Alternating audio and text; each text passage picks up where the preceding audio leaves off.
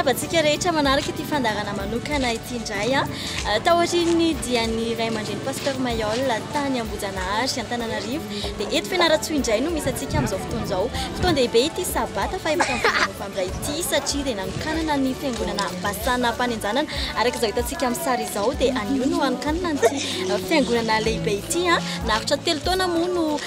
nananganana ity fiangonana ity ary androany no fotoana izay anokanana azy dia manasa anao ary anaraka hatramin'ny farany ity fandarana manokana ity anarahantsika ny fotoam-bavaka lehibe izay niarahana tamin'ny ray aman-dreny Pasteur Mailhol tao ihany koa ny fanokanana izay fiangonana izay manarafinaritra tao.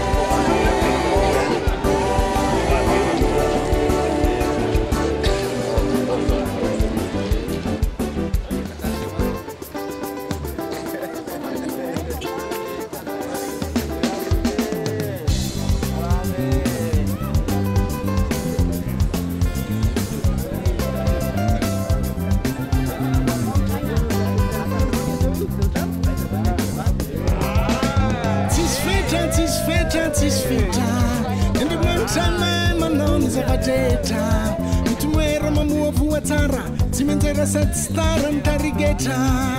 cisfeta re cisfeta deve mangiare mai ma non disapageta tu muera ma mua vuota se mettere senza stara ntarigeta itaron vala qui si mando su nuala qui velaron fartan zaccato appecaron i fai fatti itaron vala qui si mando su nuala qui velaron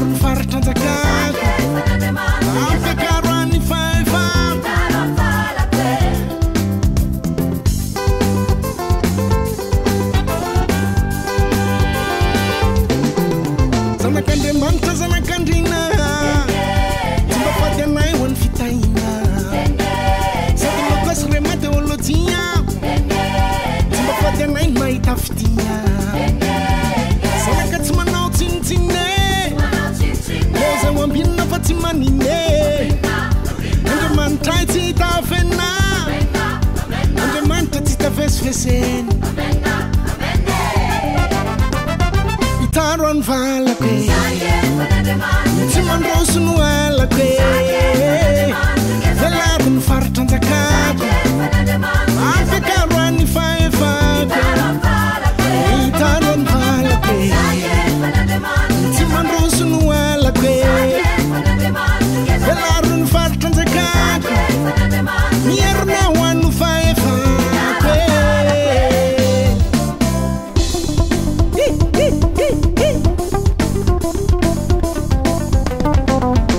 farany ovalohane tsy rambony faoloane utainana raha mivoke zay ataonao tempoke utainana raha miditra raha mikendry de matafiditra atanana andalana eny tsa mitanany no manodidina teny tsy mialambavana ka za tsy mandeha raha tsy ampy fanahy